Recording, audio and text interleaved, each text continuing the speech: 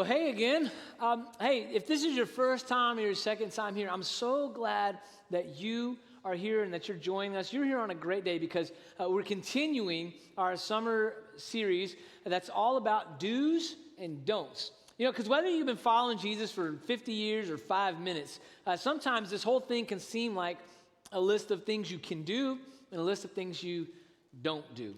Right? And there always seems to be that. With any organization you are a part of, any team you join, there seems to be this thing about you can do this or you can not do this thing. And you better do that or you don't do that. You better not do that sort of thing.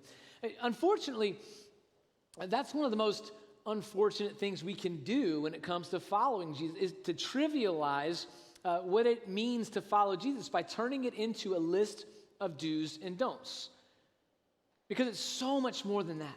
It's so much bigger than that when it comes to following Jesus. I mean, you have been called to something bigger and better and greater and more beautiful than that ever could be, than just following a list of things you should do or shouldn't do, you better not do, you better do this. It's so much bigger and better than that, better than anything you could imagine. And when we turn it into a list of do's and don'ts, of this is it and that's not, and this is this rule and that rule, when we turn it into that, here's what we're like. We're like a kid who goes outside after it rains and wants to just play in this muddy puddle out at the end of the driveway, and maybe wants to splash around in the other puddles, and that's fun. And maybe they're making little like muddy puddle warriors or something like that out to the side, and they're taking little army soldiers or Barbies or something, and they're playing with all of that, and they're having a good time. That's fun. But what if mom or dad walked out and said, hey, let's pack up because we got to leave for this month-long surprise vacation I have for you.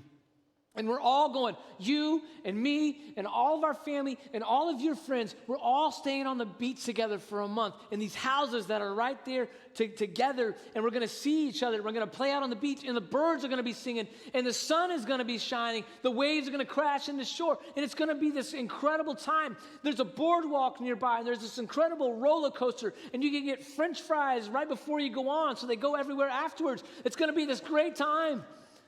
And when we turn it into a list of do's and don'ts, what happens is we're like a kid who hears mom and dad say that and go, nah, I'd rather play in this muddy puddle. I'd rather sit here and play in this muddy puddle. This is good enough for me. Oh, friends, there's something so much better about following Jesus. You'll hear me say this to the day I die. Following Jesus is the best way to live and will make you better at life. I promise you.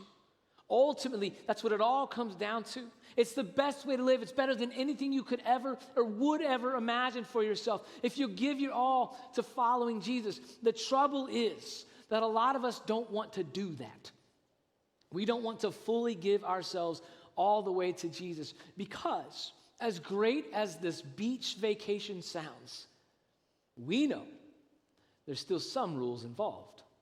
You don't get to go out to the beach with your family and your friend, and there's no rules involved at all. We know that once we get out there, if mom and dad say there's no beach today, or it's about to rain, we can't go outside because it's lightning, or we can't take the dog out to the beach, or, heaven forbid anybody takes music out to the beach either, right? There's rules involved. You can't do some things. You can do a lot of things, but there's certain things that you got to stay away from. The trouble is we want to be the ones who make the rules. And we don't always want to listen to the other ones who are making the rules. We want to be the kings of our life. We want to be the queens of our life. But there's only room for one king, and that's Jesus. Following Jesus is the best way to live and will make you better at life, but you got to follow him for that to happen. You got to follow him. You got to make him king of your life for that to happen. The trouble is, a lot of us, we don't want to allow him to be king because we want to be the ones making the rules. We want to be independent. We want to have the liberty to do whatever it is we want to do whenever we want to do it, and nobody should be able to tell us otherwise, even if those rules are good for us. I don't know if you heard the story this week, but up in Bay County, up in the panhandle of Florida, 7 grown adults have lost their lives because there are rip currents that have been going through that area 7 people in 2 weeks. 2 fathers on Father's Day. That's pretty serious. And it wasn't because they weren't warned. There were flags and signs everywhere. There were lifeguards patrolling. There was law enforcement out telling everybody. There were things on the radio and on the local news. It was all out there. They chose not to listen. They chose not to, and they paid the price. And not just them. Like when they do that, they put other people at risk who are going out there to try to save them and help them. See, sometimes when we want to make the rule, even if the rules are good for us, we choose that we're going to do what we want. That's not always the best way to go. There's some do's and don'ts that help us, though. Some of these do's and don'ts we find in the Bible were given to the people of Israel. We call them the 10 Commandments. Not the movie, but just in case you wanted to remember the movie for a second with Charlton Heston. Right? This is how I always envision Moses getting his 10 Commandments. I don't know what language this is, but it's good enough for me. Right? So imagine Moses. He gets these 10 Commandments from God on the side of a mountain, and he comes down to the people of Israel. If you don't remember the story, he comes down off the mountain after talking with God. He's kind of the voice of God to the people. He's telling them what's happened. And the reason for this is because the people of Israel had been in Egypt as slaves for hundreds of years. And while they're there, they're crying out to God, God, send us a deliverer, send us a deliverer, send us somebody to help us. And then God sent Moses. But because they'd been slaves for so long and hadn't been able to formally organize, they didn't really have a structure to go with. They didn't really know who was supposed to be making the rules and what rules they should be. All they knew was this guy Moses had led them out of Egypt after some weird stuff happened in Egypt, and they got released. And now they're out in the middle of the wilderness, and they don't know what to do. So Moses comes down with a word from God. And that word is, you're going to be my holy people, my chosen people. What we mean by holy is set apart, different, and distinct. You're going to be my holy people because I'm a holy God. Let me tell you that there are 10 things right off the bat that are going to make you different from every other people around you. I'm going to be your God. You're not going to misuse my name. You're not going to do all of that stuff. You're going to honor me in that way. You're going to honor your parents. You're going to treat them well. You're going to remember the Sabbath by keeping it holy. And then one of the commandments that's going to make Israel different is this one. You shall not steal. Now, when you read that, that's pretty short. That's all it really says. There's nothing that comes after this in terms of this commandment. It's just, you shall not steal. And this is a pretty widespread understood thing, right? Like most civilizations have this as a rule. Whether they have a Judeo-Christian background or not, most civilizations have this rule. You shall not steal. You know, in a practical sense, if you're stealing, people can't trust each other. And if people can't trust each other, things start to fall apart. I mean, think about for yourself. The last time you've seen one of those viral videos that's going around where somebody breaks into a store and is just stealing stuff, reckless abandon, they don't care, they're just stealing stuff. I watched one the other day. A guy was in a Walgreens or a CVS, and he went over to one of the cabinets, right, where it's like stuff they're trying to make you go up to the counter and say, hey, I want to get this thing out of here. Can you come unlock it and give me one of these things? Whatever it is. I guess it has to be expensive. Well, instead of doing that, my man busts out a real live whole blowtorch, like this big. And he starts blowtorching the lock on this thing. People are standing around. I can't express to you enough how calm this man is while he's doing it. Like, that's the off-putting thing about the video. He's not even like ready for action. Like, knees aren't bent, nothing, not even an athletic stance. He's just like he's painting somewhere. And then he just starts taking all the stuff, slowly taking all the stuff. Nobody does a thing, but everybody's horrified, right? And they're videoing everything that's going on. And when I watched it, I found myself going, what's wrong with it? This is weird. This isn't right. I saw another video not long after that. They look like teenagers, go in, no mask, no nothing covering up their faces or anything else, and they just walk in and they just start taking stuff off the shelf and putting it into bags. They did not care if anybody saw them. And when we see things like that, an instinct comes up within us that says, our society's falling apart, whether it is or isn't. That's kind of the feeling you get when you watch that stuff, because that stuff's not supposed to happen. If you can't trust the people around you to respect like personal property or goods and stuff like that, it's hard to trust anything, and you're always on edge. So in a practical sense, when God tells Israel, if you want to be my people, you shall not steal, it makes a lot of sense, doesn't it? It makes perfect sense. The other thing is this. Everybody in that time stole. Everybody. It was a very, very common thing. It was also very common to get really hurt if you stole. God wanted his people to be different. You're going to be different than all of these other people, God says. And one of the ways is we're going to stop stealing. We're going to trust each other. You're going to be like me. You're going to be good to others. Because whether you like it or not, when somebody steals, here's the message that you're sending to somebody when you steal. I am more important than you. Ultimately. And you can say, look, I got my reasons. Some of them may be good reasons. But when you steal something, you're saying, I am more important than you. I'm more important than all the money you put into getting that thing. I'm more important than your reputation for holding on to that thing, whatever it might be. Now, you might say, Josh, what if somebody, they had a family and they couldn't afford to feed their family and they stole to feed their family? I'd say, okay, well, justify however you want. You're still sending this message to that person you're stealing from. I and my needs and these things that I have are more important than you. I want that thing. I'm more important than you. See, this doesn't work in a communal society. The I over you doesn't really work very well. We have to all be in this together. And God was wanting the people of Israel to be a communal society. By the way, talking about those videos, it still doesn't work. So when Jesus showed up, it was kind of obvious that stealing wasn't going to be a thing for his followers. He's going around and he's reinforcing these commandments, and he's saying, look, these are good things to follow. And one guy walks up to him one day and says, hey, what do I got to do to be saved, Jesus? And Jesus looks back at him and says, well, what do you think you got to do? He says, well, don't murder people, honor my father and mother, don't steal, don't do this. And Jesus goes, you're right on, man. Keep doing that. Guy looks back at him and says, well, what else? Anything else? I've been doing all these things. Why am I even talking to you? He says, well, yeah.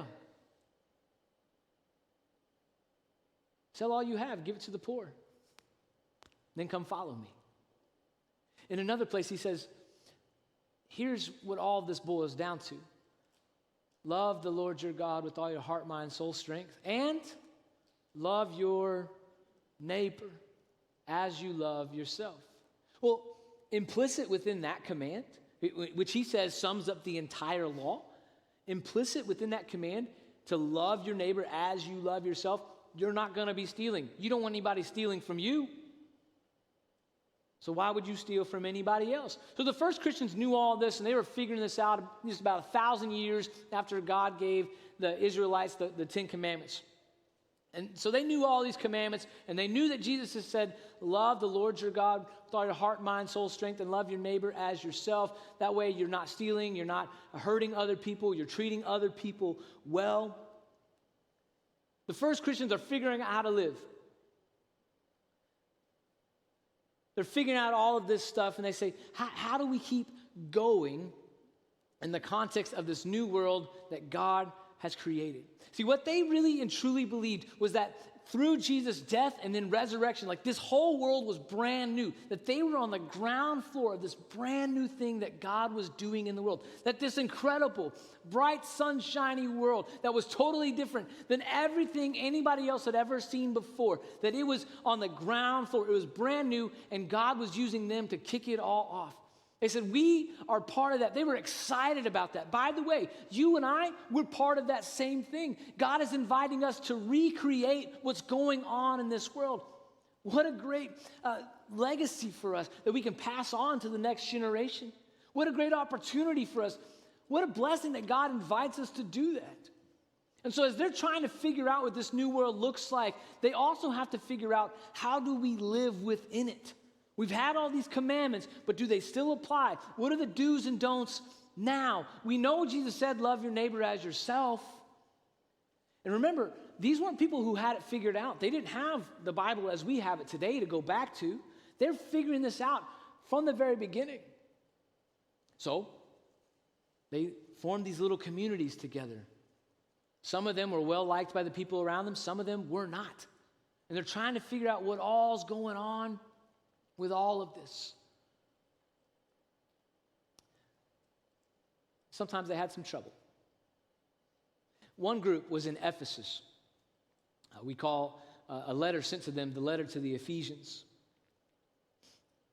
And they had a little bit of trouble because some of the people in that group were Jewish, some of the people in that group were not Jewish, and had a little bit of a problem there, trying to figure out who was in charge, and if they had to follow all the 613 statutes and commandments and rules from the Old Testament or not anymore. They had a little bit of trouble around those things.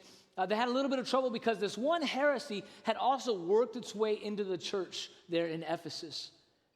And they're trying to figure out which ones do we follow. And when we say heresy, here's what happened. There was this other non-Christian teaching about different gods and different ways of doing things. And some people had come out of that background. But when we come out of a background, a lot of times we bring the baggage from our background with us and our ways of doing things too. We don't check it at the door. And they brought that with them into the church. And it started spreading within the church a little bit and getting kind of ugly. And then suddenly there was this division within the church, and people were talking poorly to each other, and things weren't going as well. And this brand new, beautiful world that God was trying to create through them wasn't as beautiful as it once seemed. And so one of their leaders, a guy named Paul, wrote to them. And he said, look, we gotta figure this out. Here's why that heresy is dumb. Let me just settle that right now. But what I need you to understand is all that stuff you're learning from that heresy doesn't look like the world that God has invited you into. In fact, he says this. He says, that, however, is not the way of life you learned when you heard about Christ and were taught in him in accordance with the truth that is in Jesus. All that stuff y'all are doing, quit doing it. That's not what you learned when you learned about Jesus. Quit doing that stuff. Instead, he says, you were taught, you were taught with regard to your former way of life to put off your old self, which is being corrupted by its deceitful desires. So put off all that old stuff with your deceitful desires, where you're going to mislead people, you're going to do this, you're going to talk poorly about other people, to be made new in the attitude of your minds, and to put on the new self, created to be like God in true righteousness and holiness. So take off the old stuff, put on the new stuff. Quit dabbling around in that old way of living. Quit going back to it. Quit hanging out with all those same people all the time, doing all that same stuff. Leave it alone. Be fully invested in this new way of life, in this new beautiful thing that God has invited you into. Be fully there. And friends, for a moment, let me say this. That's a word to all of us. That's a word to all of us. We need to watch what we're doing there. Every single one of us. It's so tempting to start falling back into that old self. Don't do it. Don't give into that. Be fully invested in this new self and this new thing that God is doing in the world, because it's so much better and so much more beautiful than anything that came before it. So, Paul says, put off the old self, put on the new self, and then he says this. You were taught, therefore, each of you must put off, well, we can go back, yep. Let's go to verse 22. I think our program is having a little bit of trouble. You were taught, with regard to your former way of life, to put off your old self, which is being corrupted by its deceitful desires. Now, we get over here to verse 23. Yep. To be made new in the attitude of your minds. And one more. There we go. And to put on the new self, created to be like God in the true righteousness and holiness. Now, new self. New self. All right? So he says all of this. Take off the old, put on the new. And now, I feel like when I do this, I'm looking like the guy from Blue's Clues. You remember that? He's like, and he would do something weird in his notebook and whatever. All right, so, verse 25. Because I said all of that, Paul says, therefore, each of you must put off falsehood and speak truthfully to your neighbor, for we are all members of one body. Look at somebody and say, one body. One body. All right, so in light of all the things I just told you, that you're supposed to take off the old self and put on the new self, here's what you need to do. You need to speak truthfully to your neighbor. Get rid of all falsehood. Now, sometimes we take this to mean don't lie. And that's true. You should not lie to other people. But that's not all it is. He's saying, I want you to speak truth to them. I want you to be honest. Because when you live as one body in this brand new way of doing life, this brand new world that God's creating, when you do that, you got to speak truthfully to each other. And it's not easy, is it? If you've ever lived in a way that you're speaking very truthfully to people, not in a hurtful way, but truthfully, it's difficult. It's difficult. It's hard to tell somebody they can't sing. Every time they sign up for karaoke, you're like, I don't know about that. It's hard to do that. And it's hard to be told you can't sing. It's hard to be told you didn't do that right, or you didn't. It's a very difficult, complex thing. But Paul is calling them to deep discipleship, where we're taking the eyes off ourselves and putting it on God and what God is doing in the world. You see, that's the trick behind all of this. When it comes to this little word we call sin, we come up with all the rankings of sin. All right, like this sin is bad, that sin's not as bad, but it's still better than this one, this sin, this sin. What we mean by sin is we're missing the mark in God's expectations of our lives. That we're not living up to what God wants us to do. We're not doing the things God wants us to do. That's all it means when we talk about sin. But all sin comes back to one kind of overarching big thing. You know what it is? Idolatry. Idolatry. Making idols out of ourselves or other people or other stuff. Putting those things in God's place. And sometimes you got to speak truthfully to your neighbor to remind them of who the king is in their life. Especially when you're living in a community that's trying to start this whole thing over. So Paul talks to them for a second about here's what it looks like, and you're one body, you're one unit. This matters. And he talks about being unified as followers of Jesus. And then he says this, anyone who has been stealing must steal no longer. Remember, you shall not steal. But he said that was your old way of living.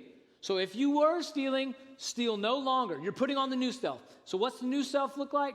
You must work, doing something useful with their own hands, that they may have something to share with those in need. So Paul juxtaposes stealing and sharing. Stealing and sharing. If I were to ask you, hey, why is stealing wrong? You might just say, because it is. It disrupts society. It breaks things down. You might say because it hurts somebody else. You might even say, well, because, it's in the Ten Commandments. But really and truly, when it comes to being a follower of Jesus and living in this brand new way of life where everything is better than you could ever imagine, and speaking truthfully to people and taking off the old self and putting on the new self, the reason we don't steal is this. Jesus followers don't steal because we're too busy sharing. You shouldn't need to steal. If you're a follower of Jesus, you don't have time to steal because you're too busy sharing. What if what was true about you and every other follower of Jesus was this, that you were overly generous, that you were surprisingly generous? What if that was true about every single Jesus follower you ever met or ever heard of, that they were as generous as they could possibly be? There wouldn't be anybody hungry around you. Nobody'd have to steal from you because you'd give it to them anyways. And you wouldn't be stealing because the people in your community would be sharing with you too. See, Paul juxtaposes stealing and sharing because he says, look, we're all in this together. We're one body in this brand new way of life. And in this brand new way of life, in this brand new world, sharing supplants stealing. Oh, that's good news because that's something each and every one of us can do. Each and every one of us, we can determine that we're going to be generous in every facet of our life. You might be saying, Josh, I haven't stolen anything in a long time. I asked the band and the tech teams earlier, I was like, all right, so who's ever stolen something, you know? Nobody wanted to raise their hand. I remember stealing something when I was 5 years old. Maybe you stole something too. Maybe it was recent because you're a kleptomaniac or something. I don't know. But we steal in different ways. Most of us, we're not walking through a store and just grabbing things and putting it in our pocket. If you're doing that, please don't do that anymore. But most of us aren't doing that. Let me tell you some ways I think of. When I think about stealing in our modern era, especially for adults, here's some of the things we see. We see things like embezzlement. That comes up in the news all the time. People who have figured out loopholes and figured out a way to siphon off money here and there within a company or even, heaven forbid, in a church sometimes. They embezzle money. Here's another one I see. Time theft. Time theft. People who are on the clock, but they're not on the clock. Right? They come in, they're supposed to be at work at 10 o'clock, and they're there at 10 o'clock, but they're not doing anything until about 12:30. That's theft. You're charging a company for your time, and you're not doing anything with it. That's stealing. Here's another one. Failure to pay for services. When somebody does services for you or does something, and maybe you don't like it a little bit, and you just don't, you're like, I'm just not going to pay because I don't feel like that's right. Or maybe, here's one. You have a waiter or waitress who doesn't please you, and you don't tip them, or you tip them very, very little.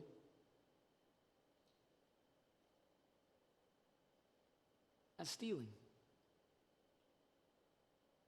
Here's another one, not returning borrowed things, whether it be a thing or maybe somebody loaned you some money one time and it's been a while, but it just feels too nervous to even say something back about it. Like, I don't know, I don't even want to bring it up, it'll be weird, that sort of thing.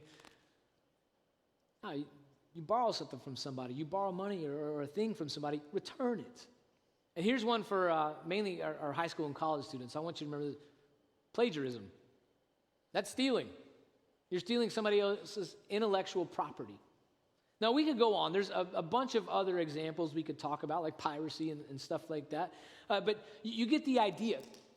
It's not just as simple as I went and picked that thing up, put it in my pocket. There's all these different ways of stealing. What we want to do is we want to be truthful in every way that we live, in every person we interact with. We want to be as truthful as we can possibly be, and we want to be overly generous while we're doing it. Because that's what makes us Jesus people. When we do that, when we're overly generous, we're acting like Jesus. And we're set apart as his people. See, all of this comes down to one thing I want you to remember Jesus said. He said, love one another. As I have loved you, so you must love one another. My prayer for you is that in the way you interact with other people, you will love them the way that Jesus has loved you. Let me pray for you. God, thank you for today. And thank you that you have loved us even when we were unlovable. That you were generous to us, man, when we weren't worth being generous to. So I lift up everybody here today and I say, God, help us to see those areas in our life where we may be committing theft, or if it's there, help us to stop that. But Lord, help each of us to share with other people, that we would be sharers rather than stealers. That we would be generous rather than clinging too tightly to something, because we recognize that you are the King and we are not. So Lord, this morning we lift up our lives to you and we say, have your way with us. And we are going to trust you with the outcome. And it's in the name of our King Jesus we pray. Amen. Would you stand and sing with us?